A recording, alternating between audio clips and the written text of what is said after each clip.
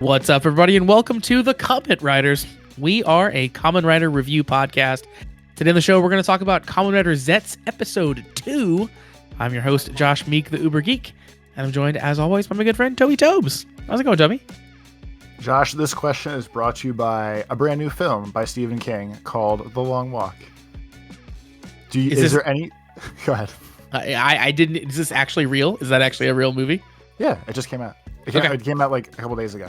It was also a book first, and that's not the question, but that was the book I told you I was going to read instead of watching the movie. Oh, okay. Got it. So, inevitably, the shortest version of the plot of this movie is, if you think about like Minecraft parkour or Parkour Civilization, whatever that was called, Yeah. and turn that into walking, that is effectively what this movie is. So, the premise is, everyone just walks. And if you stop walking too long, you die. But the whole book, the whole movie is just the long walk, and you just walk. So my question to you is there anything that you are, I'll say, good to strong at enough in life that you could just do for, I'll even call it 24 hours straight, if not like days on end, like straight through. Like there's streamers who like stream for like 24 hours straight and then crash out and have to go to bed. So like that would be like an effective answer to my question. But you can give me any option, like walking, eating, swimming, whatever. Like, what is the thing that you think you could do for the longest amount of time straight through? Oh man, certainly not eating. That sounds awful. Could you imagine having to do that for 24 hours straight? That'd be pretty terrible. I could do watching YouTube in bed for 24 hours straight. That's what I would do. If you were like Clockwork Orange, we'll call it. Uh-huh. And you were in a room with 99 other people. So like you versus 100. Okay. What Josh versus the world. And they were like, you have to watch YouTube longer than everyone else in this room. And I guess the cutoffs would be like falling asleep or maybe like death from staring at the screen for how many hours. Like you think you could, that would be your best win state of just actually completely no. zoned out watching YouTube. No, because I would fall asleep. 100% I would fall asleep. I think I would just die here. I don't think there's anything in the world feasibly that I could do better and longer than like the average person. Is that bad? Should I have skills? I don't know. Like the whole premise of like the film again is like people get recruited to do this long walk thing, and it sounds like I'm basing this all off the book. I know the only really difference. I know the vague differences of the movie. We won't talk about that because the movie's brand new. But like effectively, it just sounds like these people volunteered for this great project, and like the winner wins like Beast Games, Squid Games vibe.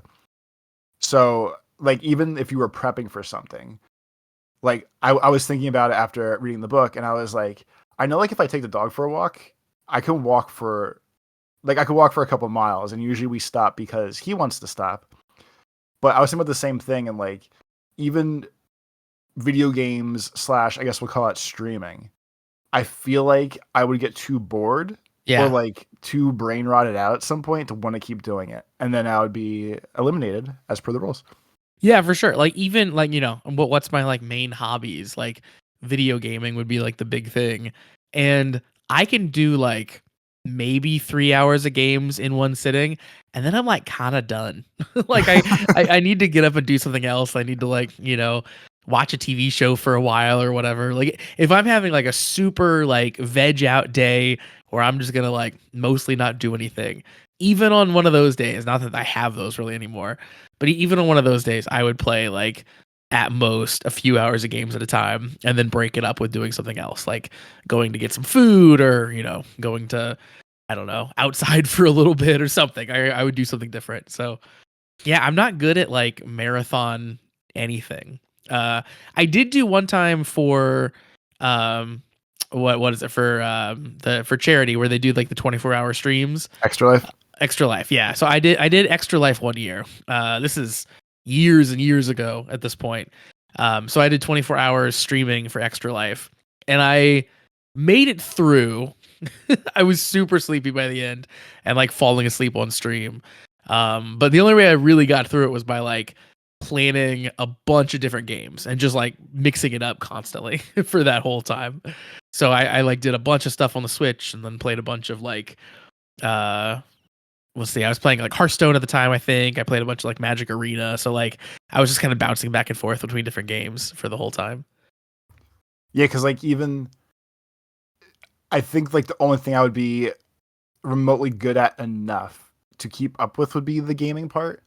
And even then, like as as time has crept up on me, there's days where if I do like marathon gaming, my right thumb starts to ache at this point now. And I feel like it's like that's pretty much like phone thumb, video game thumb, whatever. So I know I'm slowly blowing out probably like my right carpal tunnel. But even that, like I guess to a point where I'm just like it doesn't hurt enough where I would need to stop, but it hurts enough where I'm like, I should probably stop and take a break because I Yeah. feel like I'm just digging the hole deeper at this point and just like give my thumb a rest. So that would probably be like the last thing that I could do any like extended period of time.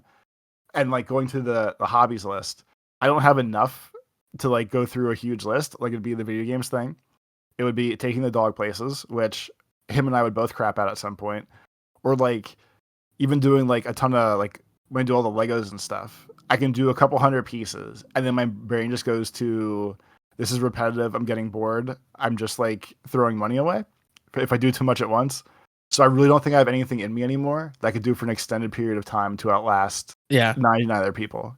Yeah. My brain went to like Legos, I think is a good one. Like I can probably do that for longer than most things. Um, and the other thing I thought of was painting miniatures, which is a thing that I used to do more often. But like that's a thing that is very time consuming.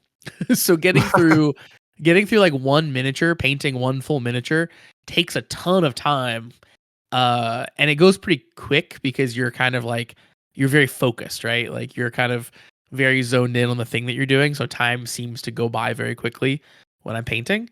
But still, that's a lot of like very focused time that is kind of like it's tiring, right? Being that focused on something for that long. So I don't think I could last long enough at that to really make it that long. So in the movie or in the book, like what are they? If they stop, they just like mysteriously die, or So like are basically the better explained premise is the long walk seems to be a yearly event where it's 100 people recruited into doing the long walk.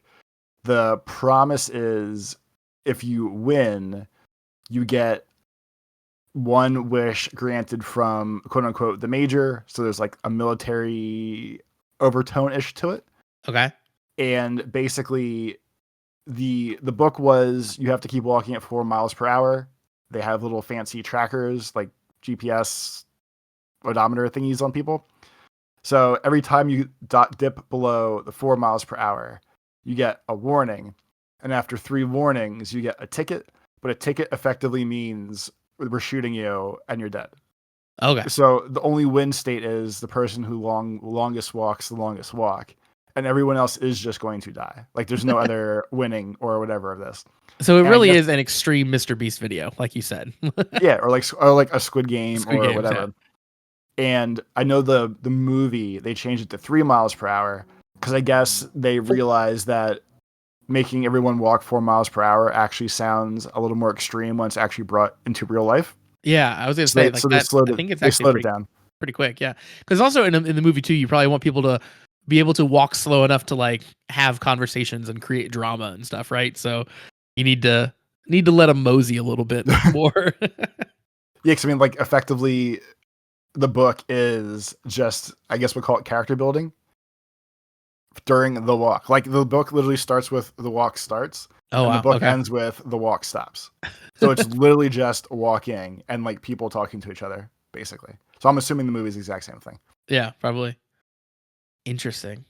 Yeah, I would just much like when we talk about like, the post apocalypse. Like I've just resigned myself to like I wouldn't make it. Like I need the coddling of society to survive, and if I don't have that, then I'm just out. I might as well go early because I don't want to be like sticking around and having to hunt for food or anything like that. It's not gonna go well for me. So let me just die in the first wave and not be around longer for the horrible fallout version of life. As long as it goes quick. Yeah, That's all I'm gonna ask exactly. for. Well, that's certainly fun. Yeah. Um, we're getting old. The fact that we didn't just say like, oh yeah, games 24 hours easy means that we're old people now. My I think my brain could still do it. It's my body is breaking down. Yeah, your body's apart. I went to a wedding this weekend, Toby, speaking of body falling apart. And it did some very light dancing at the wedding. Nothing crazy.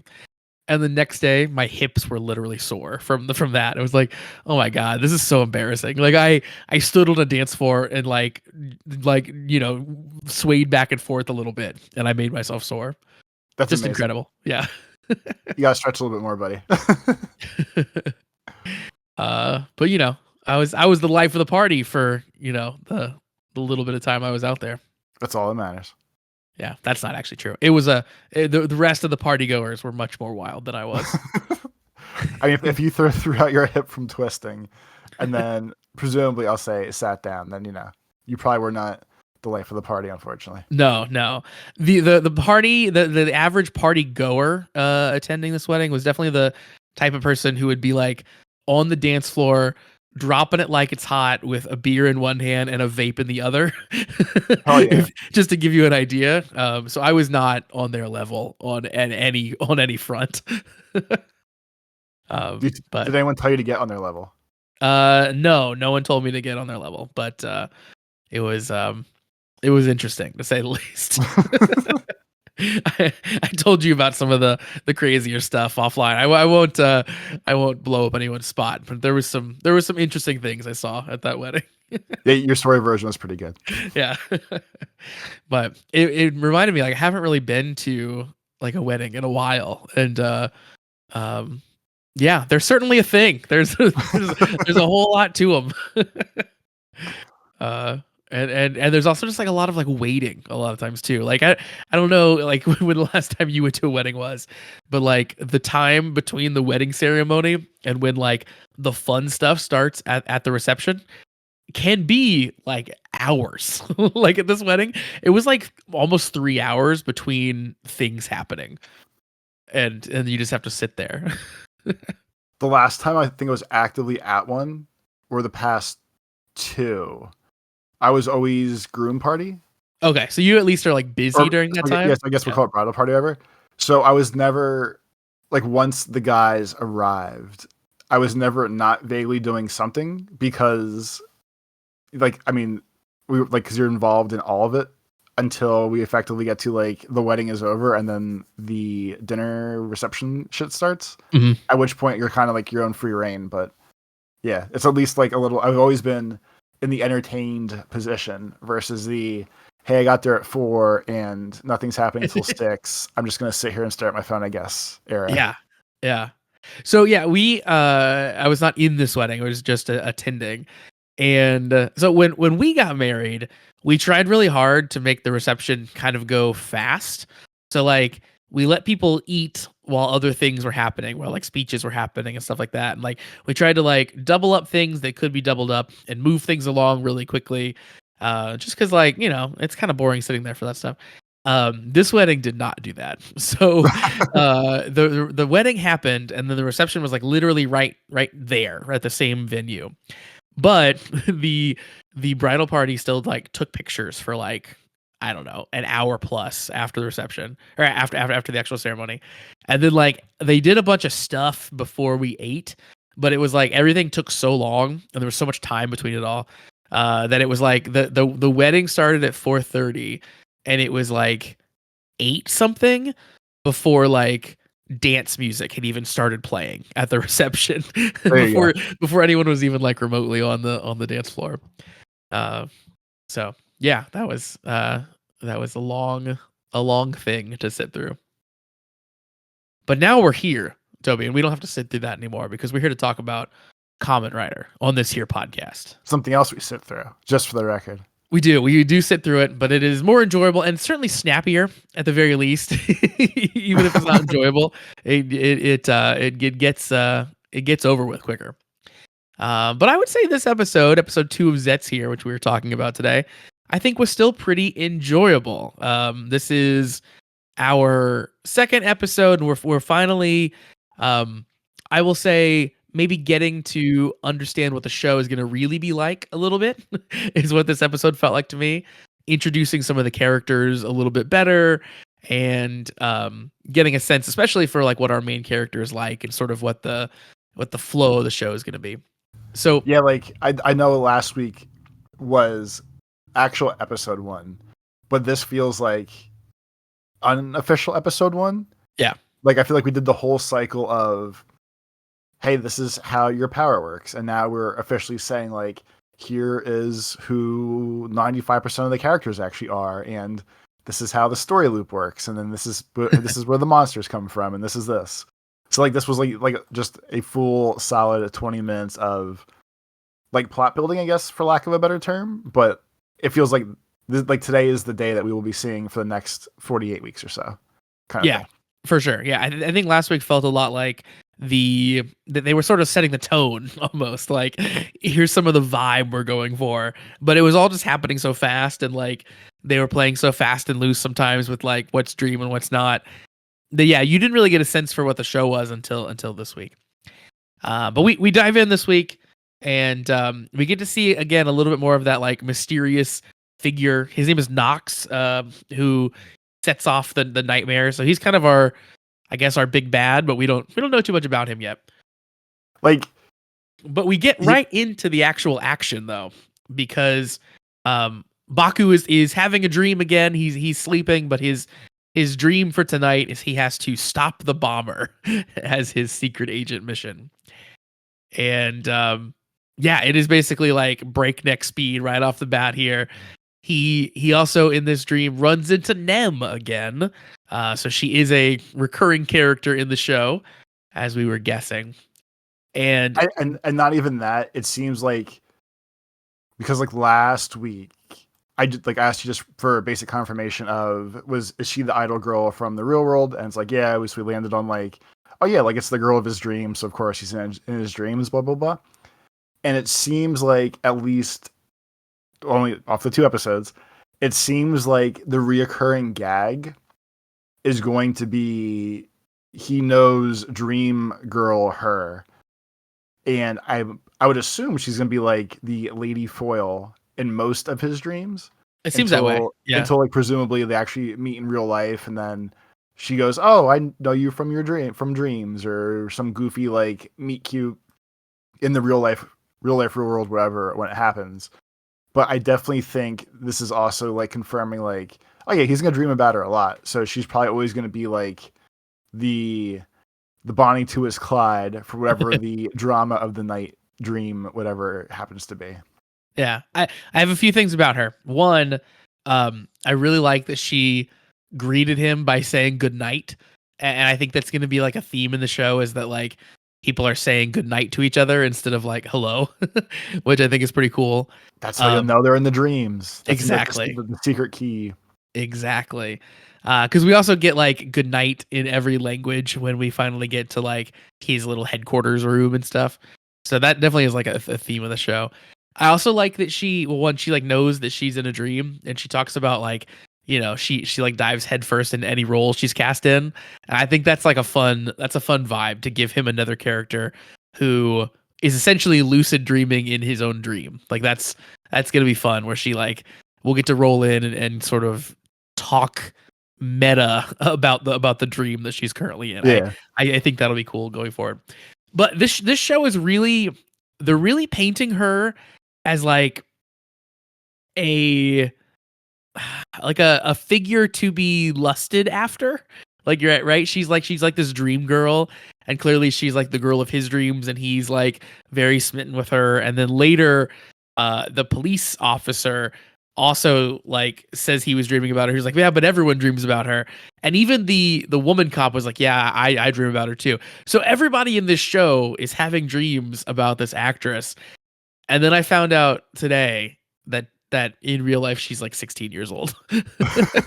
I mean, we always have to hand wave that away, I guess, for whatever. But I mean, but it also makes sense. I mean, even if we're going to go with the hard stance of they know she's 16 in the show, she's an idol. She's an idol. Yeah. That's what she's supposed to be. Everyone's supposed to be thinking about her, or she's not doing her job and her management company will shave her head or throw her out a window or something, and she's doing the best job she can. Yeah, I guess I'm just not super comfortable with idol culture yet. That I know that's like the norm, but yeah, it's just a little weird for me still. But yeah, she arrests Baku. She's playing the police chief. She's kind of like dressed up in like a cutesy little police outfit, and she does this cute little rhyme about putting handcuffs on Baku, which I really loved. Um, and she handcuffs him, and then later he tries to henshin, and he can't because his hand is handcuffed to her. I thought that was a funny bit. That was actually super clever. Like the rhyme was, look at the handcuffs, a 0 makes 3, or like what do you get with a bunch of O's? You get 3 because like a closed handcuff is a 0, and then you open it, looks like a little 3 or B or whatever. And she worded the O's comment in a way where I thought was going to be an O's reference. I got real internally mad for a second or two until I realized that she was just singing out the shapes that the handcuffs make in certain positions. Yeah. But yeah, the no henshin because his henshin hand was tied to hers or like handcuffed to hers, and he couldn't reach his face / driver far enough to actually do the thing. Was that super clever, considering in other shows like we get the fun henshins, like Gav slid across his Gav once or twice to crank the little handle. A lot of when we watch Goes Yuger, they do a lot of like the fun claps with the fights where they use the enemies to help them clap their hands and everything. So, yeah, there's a lot of fight henshining in that show. Yeah. so I feel like any standout henshin thing that's not just like do their transformation, always stands out in one way or the other. They're always super fun. Yeah, agreed totally. So in this dream, the bomb does end up going off, and in that happening, the bomb goes off, and then the police show up and basically attempt to arrest Baku for the explosion. He kind of gets framed. Around this point, he wakes up from his dream. And he kind of wonders, hey, like, I wasn't able to control my dream like I normally can in lucid dreaming. So that was kind of weird. And then he kind of is musing about whether he can henshin in real life or not, because obviously he has the driver on him. Then we cut over and we get a little update from our police officers. So we find out more about them. And I really like the dynamic that's kind of building here between them. So Officer Naska is the woman, so like the new person showing up to the paranormal force, and Tetsuya is the chief who's kind of been on these black cases for a long time. Turns out the office for this paranormal police force is just in the back of a truck, which is pretty good. See, it's like my joke last week. My dog's crouching on my floor right now, so if it comes to the audio, I apologize to everybody. Like he won't stop. But like they're like my guest last week. They're basically Mulder and Scully from X-Files, where he is super into the occult, the black dreams, whatever you want to call it, and he's like, "This is legit," blah blah blah. And she seems very like straight-laced. You're insane. What is wrong with you people? This is stupid vibe. Yep. So them having like the bootleg truck because there's no real office for this also checks out, just because like X-Files was in the basement of the FBI.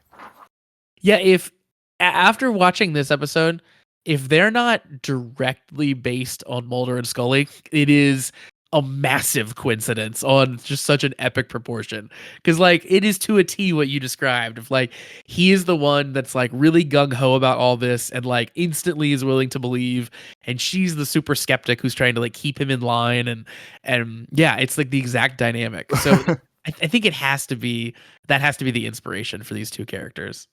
Yeah, especially because like it's like that or like Fringe, but Fringe was basically Next Generation X-Files. But it's all the same thing of like it doesn't work without one that's 100% buy-in and one that's like 5% buy-in, but like is at least friends with the other person. Yeah. Them having their own little not really base slash office, because why would this random crazy group of people have an actual business space or office or whatever?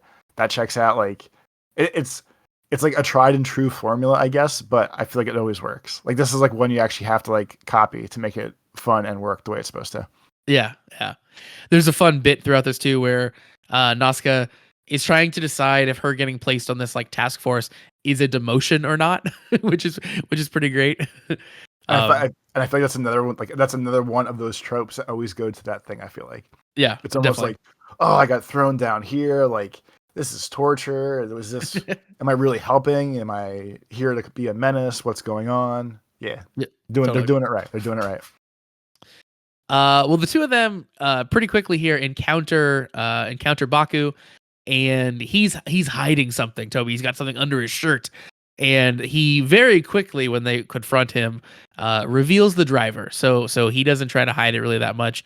He kind of shows it to them, and they get talking enough that he describes the dream with the bomb, and we find out that that's the same dream that Tetsuya had as well. And they both kind of like have a little joint freak out about it, while what's her name, Nazca, is like ready to just kick kick their butts and tell them to get in line. Yeah, like it's.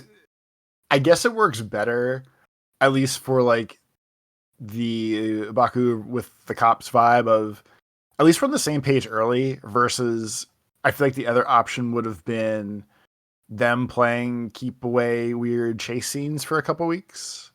And I guess it's good that the show respects our time more so of like, no, like they're kind of the same page. There's no real mentor role in this show compared to other ones. Or like mentor role in like Geats had the whole DGP and there was like a story to go with what was going on, or like X8 had, oh, like we're establishing that all these doctors are killing the monsters. This is the way this works, and there's a head of the like the hospital chain or the medical whatever. So like the him getting both his Dreamtime boss early and his real life people to talk to right away, I feel like works better. Just so it's not this weird drug out thing of he's just lost the entire time, and we go from there. Yeah, agreed. Yeah, I definitely thought from last episode that the cop on the trail thing was going to be long and drawn out, and I'm glad it's not. I'm glad that they sort of turned that on its head, and it's not this weird cat and mouse game, because yeah, that would have been a little frustrating to go down that path. Because it's, like in any media, it's one of the things where it's like how it's gonna end, so it's just like you just have to go through the motions, and that's always kind of frustrating. Yeah, because Uh, especially from the scene that would have been the end of the last episode ish, when the cop looked in and was like, "Wow, he has a driver," and it seemed, at least from first blush, whatever, that's gonna be like, oh, is he just gonna like secretly chase Baku around and try to figure out what's going on, or is he gonna try to steal it, or like what's this actual like timeline here? It pretty much just turned into, I guess, the way that we always joke that all the Kamen Rider shows do.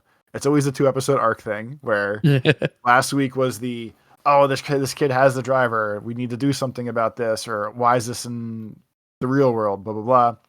And we finished it pretty quick after of like, no, like it's okay, like the cops aren't the bad cops, they are more like adult guidance for him, where one guy's yeah, super into it and will be like the wild outgoing vibe to help Baku out, and the other one is the grounded down to earth lady who will keep him on the other side of the path of use some common sense, I'm sure, as this goes on. yeah, totally, yeah. Baku goes and talks to his sister after this. He runs into her and is kind of explaining what had happened, and he asks her if basically she's ever had the same dream as someone else, and she says no. He carries her bag for her, and then because of that, she definitely makes a big scene about like, oh, you did something nice, so you're gonna have bad luck now. And she like tries to get away from him before the bad luck happens. And it's funny because when the scene started, like the last like I'm not gonna count Sachika and Shoma for this, but like the last actual brother sister vibe that was like actual family stuff was Keiwa and his sister, whose name I forgot earlier, is still not coming back to me now. But they always played her as like the dumb, goofy extra piece of his family that was just kind of there. And it was nice that for at least the first half of this brother sister combo conversation, it was just a real conversation. Like it wasn't really jokey or slapsticky at Yeah. first. Yeah. It was, hey, like I'm, hey sister, like I'm hanging out. We're talking about this weird dream I had. This is wife's kind of creepy. What's going on here? And then moments after I finished typing the note of, I appreciate that's just a normal brother sister combo, not since like Keiwa and maybe it was Sarah was his sister. As we talked, Maybe that sounds vaguely right. Yeah. yeah. So like it's not like that when like he just naturally took her bag because they were engrossed in their conversation, and afterwards when she was like, "Oh my god, you're holding my bag," she like sprints behind a tree in like the outdoor gym play area that the father that, and she's like, "I'm gonna get hit by a meteor. I'm gonna get struck by lightning. There's something wrong with you. Life's all messed up. What the hell's gonna happen here?" And it went like way too far, way too fast for me. And then he steps in a pile of dog shit, and we He does. established, and we at least early settled the. At least he stepped in poop. It wasn't a meteor. Yeah, exactly. Could have been worse. I will say, I mean, I think that their dynamic last episode was way more. She was antagonizing him about like, you got to get up, you got to get a job, you can't be lost in your dreams here. What you have to live in the real world, sort of a vibe. I liked that this week it was a little bit more like a regular conversation. It wasn't like you said, it wasn't jokey, it wasn't like super antagonistic. The fact that he just like grabbed her bag and carried it for her was very cute. Like it was very like real life feeling sibling thing, which I thought was cool. Because yeah, like the vibe with Keiwa and Sarah most of the time was that she was telling him he was doing something wrong, right? Like you need to get your act together type vibe, like we have here in the first episode. So hopefully we can not always do that trope when we have brothers and sisters in Kamen Rider. I'll be interested to see if she gets smartened up to his extracurricular activities or not, or if he like tries to hide it from her. I think that'll be interesting to see as the episodes go on. I feel like he's too. I feel like he's too nice, I guess, to not tell her. Or since we haven't seen parents yet, which again, you and the world has taught me, parents are usually never a thing in Kamen Riders. It's always broken families or some bullshit like that. I guess since we haven't seen their parents yet, I feel like it might just be the two of them. Yeah. So it seems way more at that point of he'll have to tell her at some point, I guess. But while I was sitting here and explaining whatever to you, the stepped in dog poop, oh my god, when you hit by a meteor joke, I was thinking about it. And I don't know what made me flash back to it. I feel like in the other seasons when we did the rider handoffs, whatever happened in the handoffs was explained a little bit faster, or at least like we got the vibe of what was going to happen. We're now 2 weeks into this season, and Zeztz has yet to be shot by a UFO. Yeah, true. And I was True. kind of waiting for it, but when she started making the joke of like, we're gonna get struck by a meteor or lightning, like you did something nice, shit's gonna pop off. And now I'm extra curious what that tie was actually supposed to be, and if that's actually gonna happen. Because he said this happens to me all the time. Yeah. So I guess how far into, I guess the question then would be, it's a weird duality, because if it's supposed to be Shoma passing off the rules or the world, whatever, to Zeztz, I would think it would be an early thing of, hey, Zeztz is going to become the Kamen Rider now. But Zeztz became the Kamen Rider later now, and he didn't get shot by UFOs yet. But when he told Shoma about it, he was like, this happens to me all the time. So I feel like we're crisscrossing timelines in a weird way. And it's supposed to be like, it could have possibly been like a weird throwaway thing. But now I'm curious if it's actually a thing. I guess is what I'm getting at. Yeah, I'd forgotten about the UFO aspect of that. I do think that in the handoffs between seasons, they do play pretty fast and loose with the overlapping timelines. Like, oftentimes, we're seeing the new writer after he has his powers and after he knows that he's a writer and he's figured some things out, even though we haven't gotten to that point chronologically for our viewing. Like, so they definitely do weird stuff with that. But I wonder if that wasn't just like this happens to me all the time, meaning like weird stuff happens to me or like I get in trouble all the time and not necessarily like the UFO. And the UFO is just like the weird representation of that. Like, strange events happen to me. But that'll be interesting to see if that ever pops up. Because that was such a specific choice to make for that to not be a key element of the show. I'm gonna try to find it now while you're talking because I want to specifically double check the things that happen now. Okay. Yeah. Well, the next thing that happens for us is Baku is trying to, I guess, settle down to go to sleep, and he gets a phone call, and it's on his like special Kamen Rider phone, and the voice is in English at first, asking if he's going to abandon his duties. And there's a funny bit where Baku says, "Yeah, I don't understand you. I only understand English when I'm dreaming, and I'm awake right now." That was amazing because I was thinking about it, and I was just wondering if because you watched all of his other shows and stuff, he would just know what was being said. And like I know in general, it seems like English and Japanese are kind of dual languages in Japan, especially from like media type things. Like in general media, like bands sing a lot in English just because they think English sounds cool or like a weird thing. But like it was just funny that he was like, I literally have no idea what you're saying.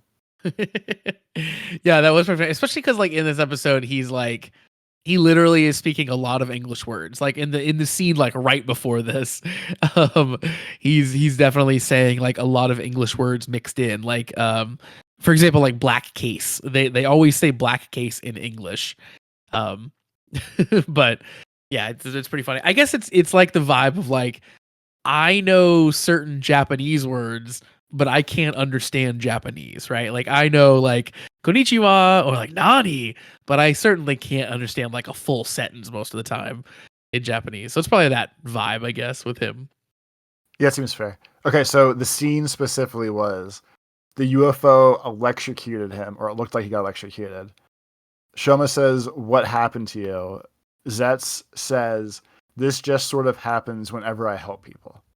So I guess realistically, he did not help anyone yet because this was the first episode where we've established what his help looks like in the sense of the show.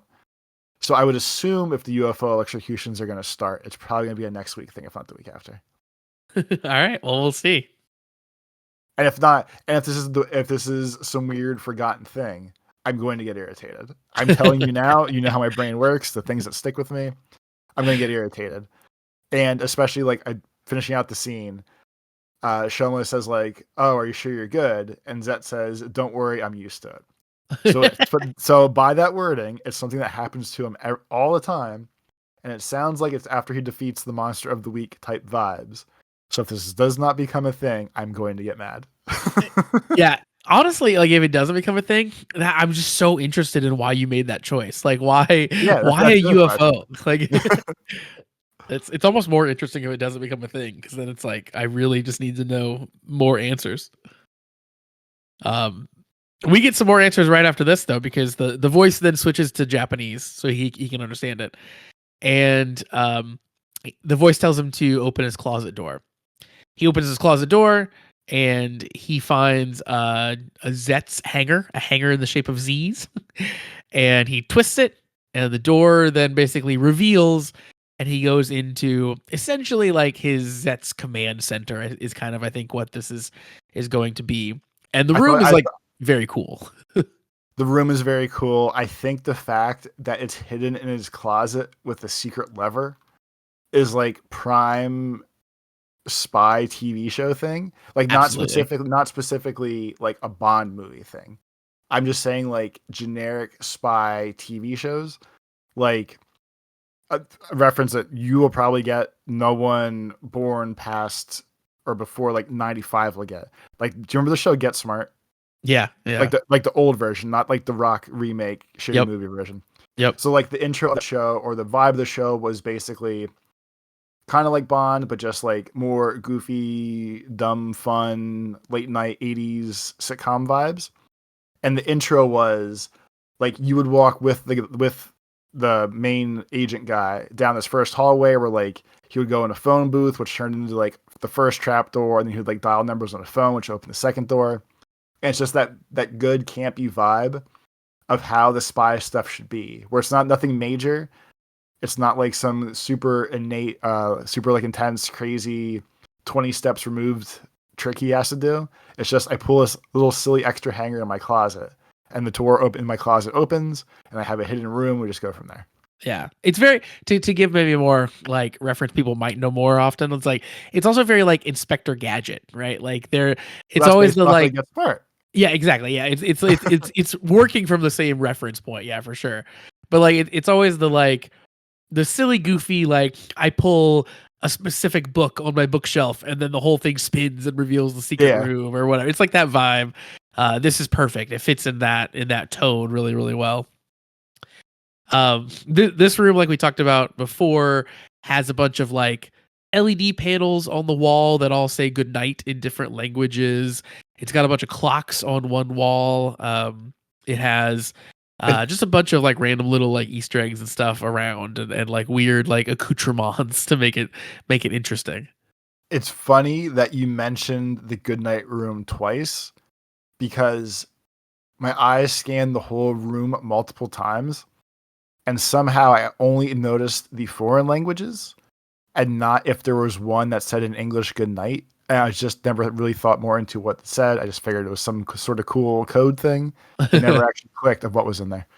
I think there's one that is similar to English. I don't even know if there is an English one, but there was one that I recognized as being good night. But I don't remember what it was at this point. Let me see if I can find it real quick. Let's see. Here they are. Yeah, there's like Gute Nacht. And that one was pretty Okay. clear that it was good night. He's also got like it again in true like spy fashion, James Bond fashion. He has like all of his clothes all lined up perfectly, like all of his white shirts and all of his jackets and all of his shoes, like kind of like identical dress shoes that he can wear for his spy adventures. He's got everything he needs for all of his spy stuff. And then in this room, we hear a voice, and the voice turns out to be a talking motorcycle. It's Boomy. Boomy is back. This is the next gen. It really is, yeah. Instead of a car carrier, he's now a motorcycle. Yep. We do find out though that he's not a robot, just with a conscience in the robot. Supposedly, he's being controlled remotely, is what the explanation is. So yeah, that's interesting. We saw a shadowy figure last episode, so maybe the shadowy figure is who is speaking through the robot. But It's Dr. Claw. yeah, the robot feels yeah, Dr. Claw. The robot feels very lifelike too. Like it's definitely like not walking around with jerky motions like you might expect a robot to do. And like I think like there's a payoff to it shortly down the road here. I think the way it makes the difference to use a reference to one of the dumbest lines that still sticks with me. When we watched Don Brothers, and the logic was, oh, if we use CG Rangers, we can do things we could never do with practical effects, and like, they always look like shit. It pisses me off. This is the opposite effect, where like Boomy from Boon Boomgers, like he was still a tanky brick looking robot more so than other things. And this, like the motorcycle in human form, literally just looks like a Kamen Rider outfit, but with like motorcycle bumpers attached to him. Yeah.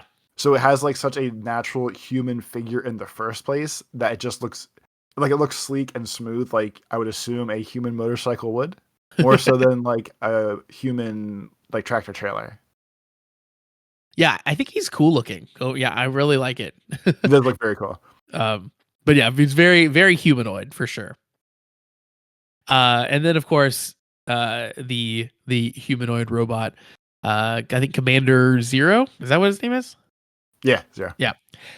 He reveals coming out of the wall again in very very true spy fashion a bank of capsule machines. That's just all it is. It's just a bank of capsule machines painted up to look a little bit more techy. And Baku rolls up and cranks one of them, and yeah, out pops a capsule like something you'd find in Japan with like a little toy inside. Exactly how it should be. Yep. So that's where he gets his little capsims. And yeah, this one is like another like physical power up for him. And then we get my favorite part of the whole episode. So of course we explain what the little capsule is. And then the motorcycle is like, well, all right, let's go. And gets down on all fours. That for as much as I complain about the dumb slapsticky thing, for whatever reason, this just hit me the right way, and I started giggling when he was like, because you always make the dumb jokes about like Carl, Kamen Rider, or like all the dumb things. That having a human motorcycle like squat down and be like, "All right, come on and ride me," and Baku looks concerned about it. And then not even just that, but the motorcycle starts going "Brr, brr, brr, brr, brr, brr, brr, Yeah. brr, brr," in a human voice, like he's a starting motorcycle, was like too much for my little brain to take, and I giggled. Yeah, it wouldn't have been as funny to me if he hadn't been making the stupid motorcycle noises. But when he starts doing the like I lost it. I died laughing at that. It was so funny. Yeah, that was great. I don't know if it yeah, it was just awesome. I don't know if it fits, but it was good. The motorcycle says he was joking and then transforms into an actual motorcycle. And then we get a really cool in dream, I guess, chase sequence with the bomber monster again. So we are going through a tunnel and chasing the monster who's driving a big truck. And yeah, it's great. We don't get a lot of bike scenes in Kamen Rider anymore, so we got a big long extended one here, which I thought was very good. Between the fight with the bomb monster in the beginning of the show and the chase Matrix scene from Matrix Revolutions or Reloaded, whatever the second one was with the ghosts. Uh-huh. Again, this is it's so westernized, it's crazy. Like none of the Kamen Riders that we've watched together, or any of the Sentais at least we've watched together, are ever like this actual like action movie style shit that I can think of. Where again, all I can think of is this the show that was supposed to be the show, or is this the show that we're saying like we are presenting this to the rest of the world? We're going to do the most popular thing, and that is badass martial arts guy in an outfit with a gun who does motorcycle chases and jumps off his motorcycle and jumps into moving cars and trucks and rips the sides off, and it's very Americanized, intense action movie for me in these sequences when we get them. Yeah, it really is. And like I guess like there's lots of like what came first, the chicken or the egg situations here, because yeah, it's like did they decide to make it global and then decided to, what's the most global thing, America action Americanized style. thing? Yeah. Or is it like they were making this show and decided, oh, this is a great one to start on because it is very Americanized? Or is it all just kind of happenstance and like they're making it, feeling like it's very action scene Americanized because they're trying to ape a lot of spy stuff, and that ends up being kind of the same, right? Like spy movies also have dudes with guns and motorcycle chases and stuff too. So Yeah, yeah, like I don't know. yeah, like I guess to your point, like if this was always going to be like cool action spy whatever season, I guess it doesn't matter if it was going to go global or not, because this is still just a prime spy action movie thing. So it's either weird timing or just super coincidental, or like we said last week, like I guess we'll never actually know the order of operations unless like one of the producer blog things are like, oh yeah, once we knew we were going global this year, I wanted to do something that was easily relatable and everyone likes 007, at which we can get confirmation at that point. Yeah, yeah. This little chase scene ends in just like an awesome way. So Zeztz kind of stands up on the motorcycle, jumps from the seat of the motorcycle over the truck that he was chasing, lands in front of it, and then uses his power to create a spiky leg, which he lets the truck run over to explode the truck. That's so cool. That's like the perfect way to sort of like pseudo rider kick a giant truck. And then, of course, he jumps over the truck on the motorcycle in a giant explosion. It was basically like, "Hey, Josh, we know that you're really sad. You don't get a lot of like riding in Kamen Rider, so here you go. This will have to serve you for all season, but here it is." And then, kind of the end. So we beat the monster, or like we're beating the monster, and then the guy from the beginning again shows up, the sort of like big bad who seems to be kind of setting some of these nightmares in motion. And we find out, he kind of explains that the I guess how to explain this, the dream that we're in, which is like the dream of the explosions blowing up all the cop cars and stuff, we find out is the dream of the chief Tetsuya, the cop that we like. So supposedly that is like his dream, his desire, that we now have to like figure out next episode if he really wants that to happen, or like what the vibe there is. But that's sort of the cliffhanger we leave here, is seemingly the police officer who wants to do a good job also wants all of the police cars to be in flames because of a bomb.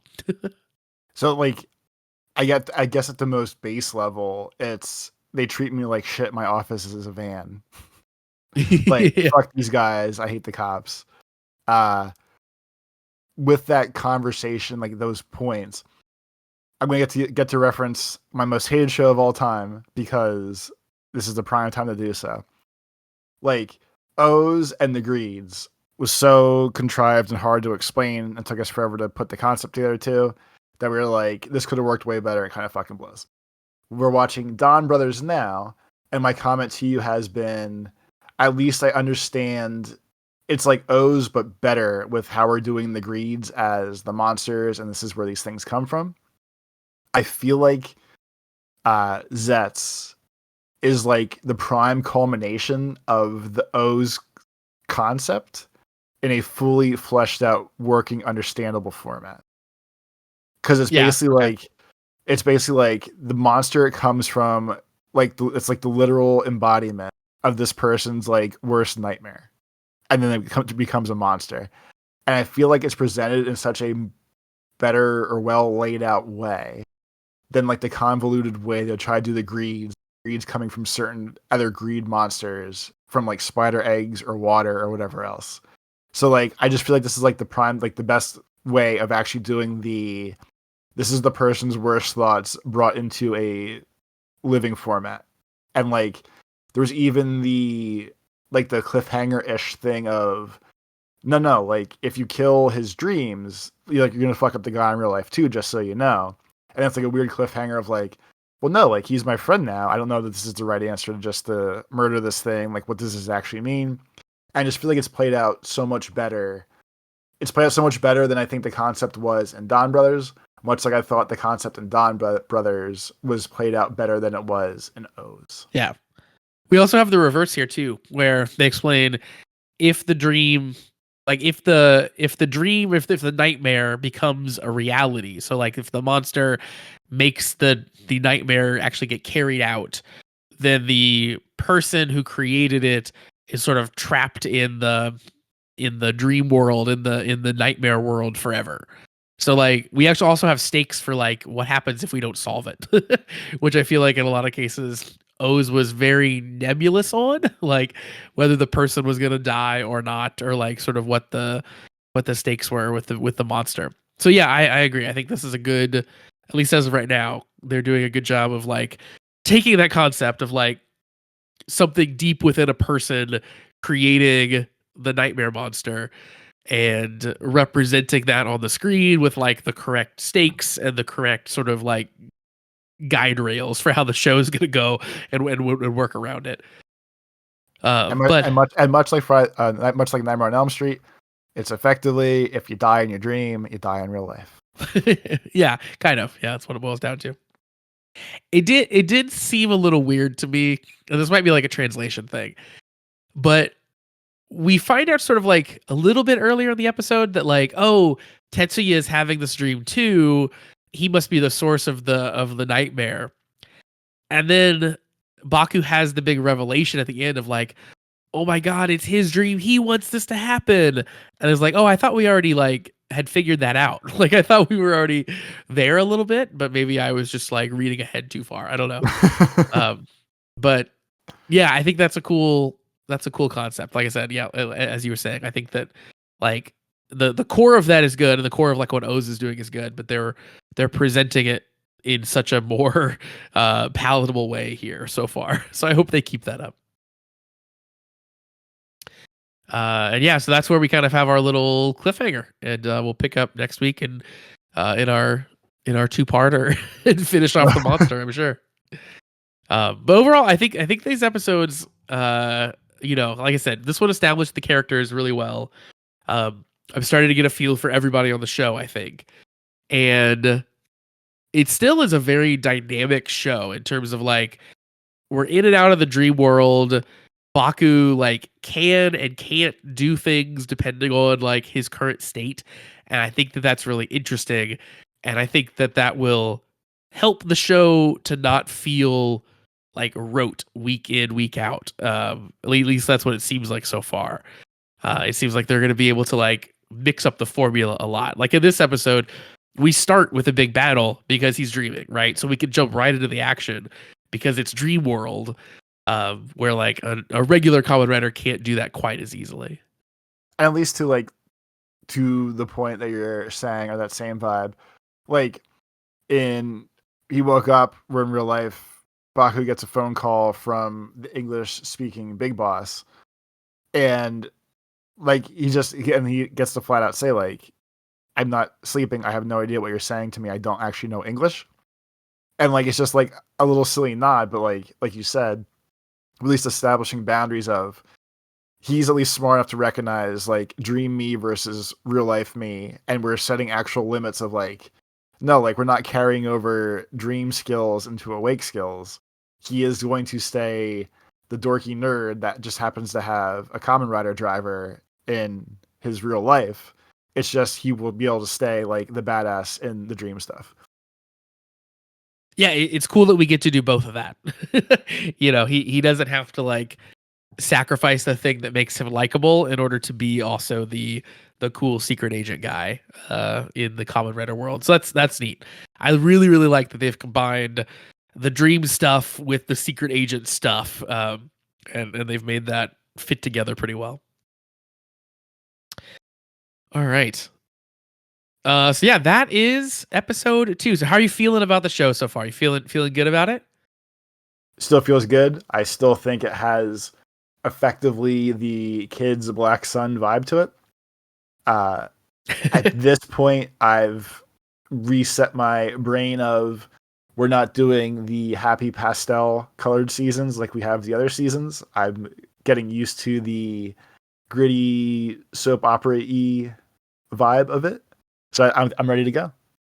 Absolutely. Yeah, I'm pretty locked in too. I really really like the police characters so far. I think both of them are great.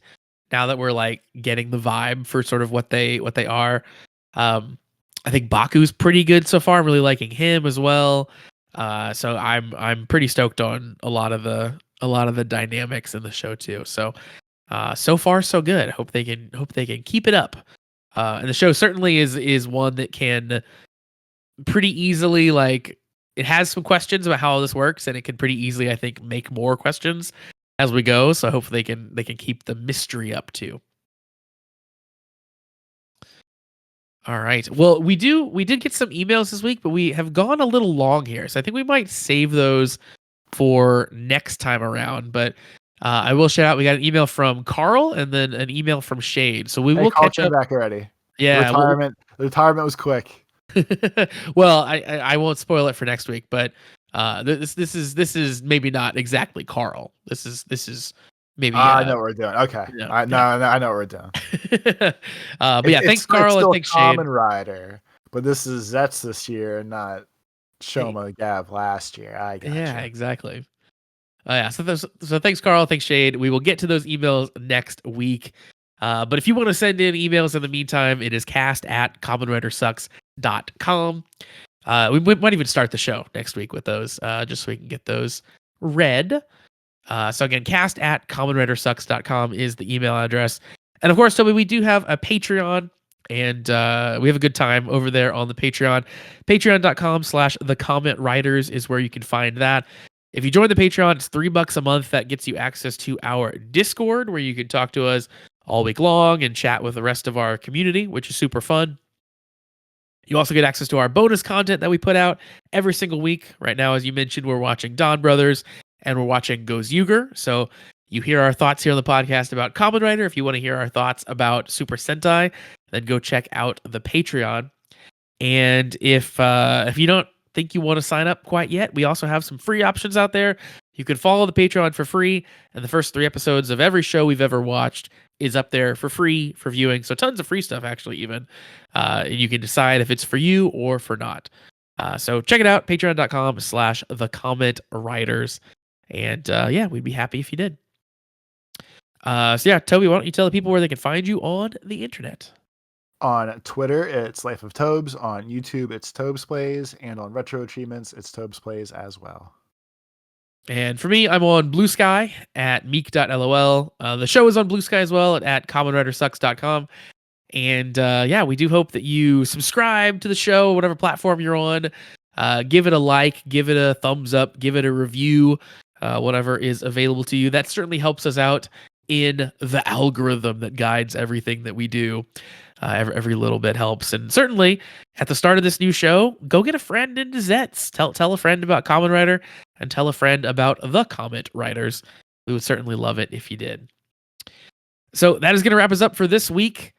We'll be back next time, though, to talk about case number 3 for Zeztz. We hope you join us back for that. And in the meantime, we hope you have a great week. Peace.